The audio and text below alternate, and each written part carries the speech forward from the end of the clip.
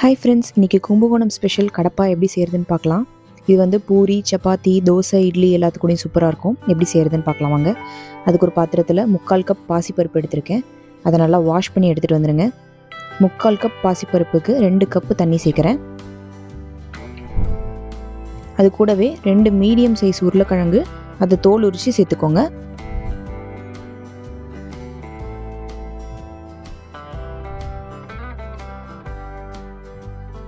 ஒரு 1/2 டீஸ்பூன் மஞ்சள்தூள் சேர்த்து இதை மூடி போட்டு ப்ரெஷர் குக் பண்ணிக்கோங்க. 3 விசிலுக்கு.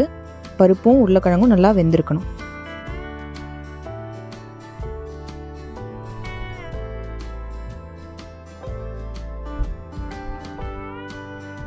இப்போ ஒரு மிக்ஸி ஜாரில் 1/2 மூடி தேங்காய் சேர்த்துக்கோங்க. துருவன தேங்காய்.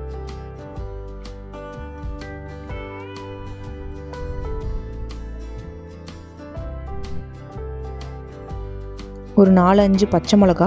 இந்த டிஷ்ஷுக்கு பச்சை மிளகா மட்டும்தான் காரம். உங்கள் காரத்துக்கு ஏற்ற மாதிரி சேர்த்துக்கோங்க. அப்புறம் 1 டீஸ்பூன் கசகசா, 1 டேபிள் ஸ்பூன் பொட்டுக்கடலை, 1 இன்ச் இஞ்சி, 4-5 பல்லு பூண்டு, 1 டீஸ்பூன் சோம்பு. இது எல்லாத்தையும் சேர்த்து நல்லா பேஸ்ட்டாக அரைச்சி எடுத்துகிட்டு வந்துடுங்க. இந்த மாதிரி இருக்கணும். இப்போ ஒரு கடாயில் ஒரு 3 டேபிள் ஸ்பூன் எண்ணெய் ஊற்றி சூடாகட்டும்.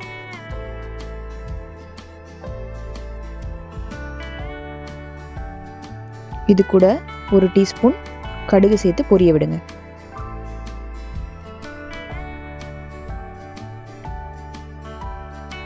இப்போ இதில் 1 இன்ச் பட்டை, 2 ஏலக்காய், 3 கிராம்பு இதையும் சேர்த்து நல்லா கலந்து விடுங்க.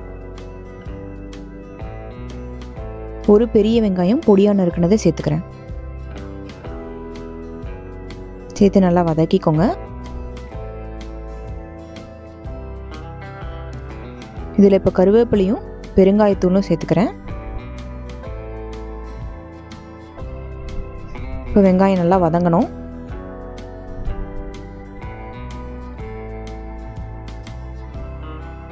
வதங்கினதும் இதில் 1 தக்காளி பொடியாக நறுக்கி சேர்த்துக்கிறேன்.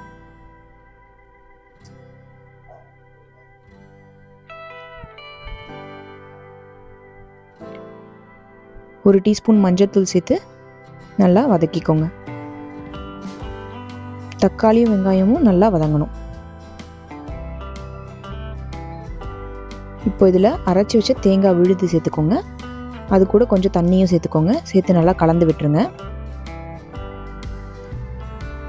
இந்த பேஸ்ட்டில் இருக்க இஞ்சி பூண்டோட பச்சை வாசனைலாம் போகணும். அதனால் இது நல்லா கொதிக்கணும். மூடி போட்டு பச்சை வாசனை போகிற அளவுக்கு கொதிக்க வச்சு எடுத்துக்கோங்க. நம்ம பருப்பும் உருளைக்கிழங்கும் நல்லா வெந்துருச்சு. இந்த மாதிரி இருக்கணும். இதில் பச்சை வாசனை போனதுக்கப்புறம் நம்ம குக் பண்ணி வச்சுருக்கிற இந்த பருப்பும் உருளைக்கிழங்கும் சேர்த்துக்கோங்க.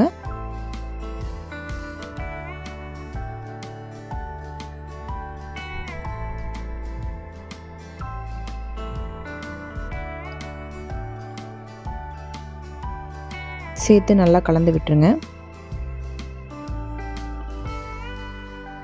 நல்லா அந்த ஃப்ளேவர்ஸ் எல்லாம் அந்த பருப்பில் உருளைக்கிழங்குலாம் எல்லாம் இறங்கணும். ஸோ தேவையான அளவு உப்பு சேர்த்து கொஞ்சம் தண்ணியும் சேர்த்து மூடி போட்டு ஒரு 5 நிமிஷம் வரைக்கும் கொதிக்கட்டும். அப்போ தான் எல்லா ஃப்ளேவர்ஸும் இறங்கும்.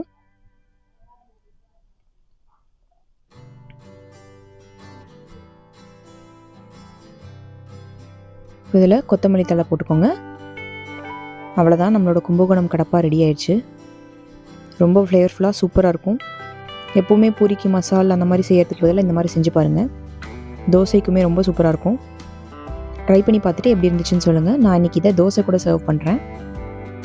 இதோட இன்க்ரீடியன்ஸும் மெஷர்மெண்ட்ஸும் நான் டிஸ்கிரிப்ஷனில் கொடுத்துருக்கேன். செக் பண்ணி பார்த்துக்கோங்க. ட்ரை பண்ணிவிட்டு எப்படி இருந்துச்சுன்னு சொல்லுங்கள். Thank you so much.